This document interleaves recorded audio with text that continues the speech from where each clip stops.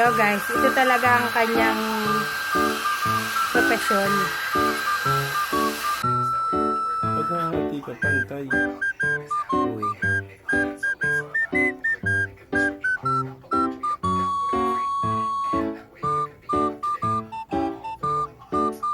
Init pala itong pagdali. Palulukumin mo na lang, B. Kumbaga. Ganun. Ganun. Lulukumin mo lang yung hair ko. Baka kasi mapasok ka, iniisip ko yan.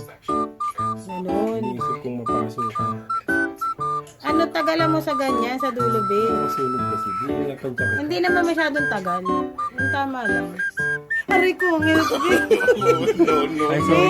Nginin. Huwag ka kasi makulit. Galaw ka lang, galaw eh. Papasuin mo naman ako eh. Nakakatakot naman eh. Hindi ko nga alam eh. Oh, kaya nga ba't kong gagalaw kasi hindi ko alam ang ginagawa ko.